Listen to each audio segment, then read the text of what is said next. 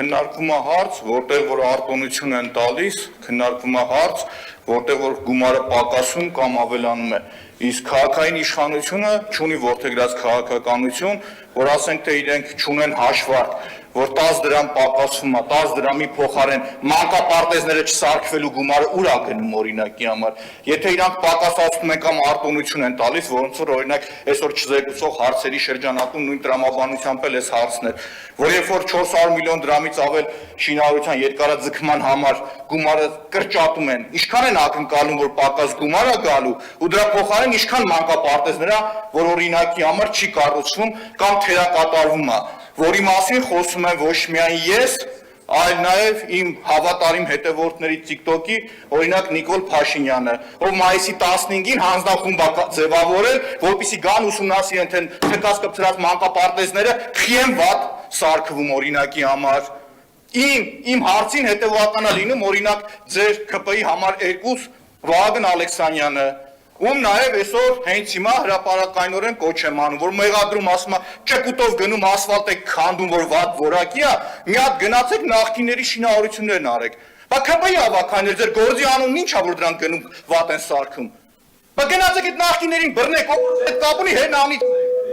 Հիմա չեմ կարող բան չանել, հիմա շարունակությունն ասեմ, այս նույն գումարները, որ պակաս հավաքագրվում, ու Վահագն Ալեքսանյանի մոտ օրինակի համար հարց չի առաջանում, որպեսզի ինքը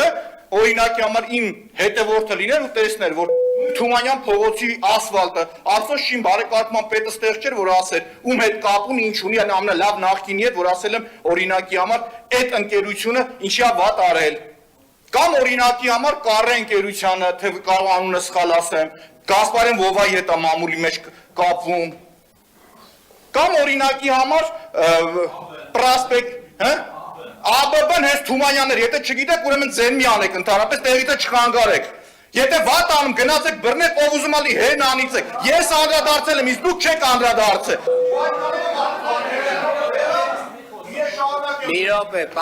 Մի րոպե, պարոն Մանուկյան, նախ ես հատուկ զգուշացրեցի, չէ, պարոն Մանուկյան, որ չէ, մի րոպե, ես հատուկ զգուշացրեցի,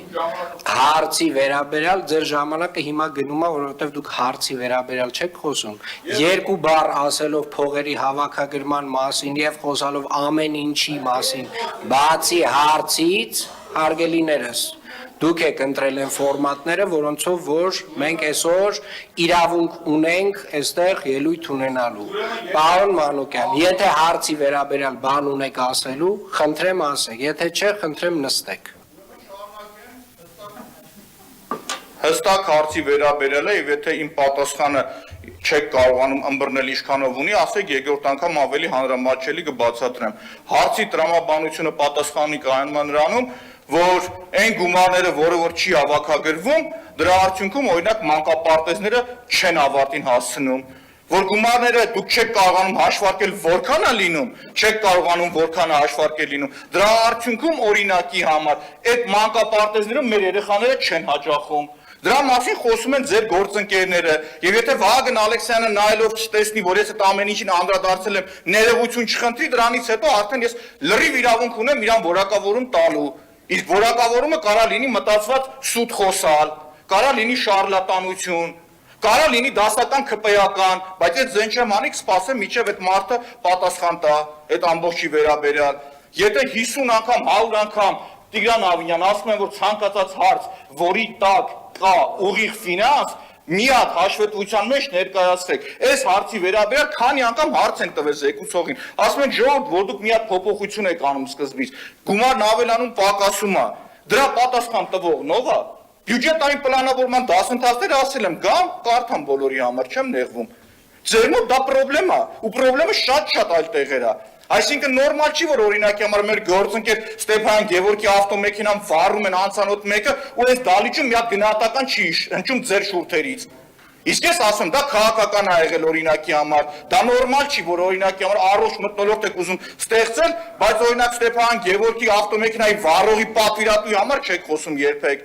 Հասկանում եք։ Ուրեմն եթե ինչ-որ մեկը տեղից ծղրտաց, շատ խիստ բան կասել։ Դուք եք ասում, որ տեղից ոչ եք Մանուկյան, տոնը իջացրեք։ Տոնը իջացրեք, ձեր ելույթը ավարտվեց։ Գրիգոր Իսկանդարյան։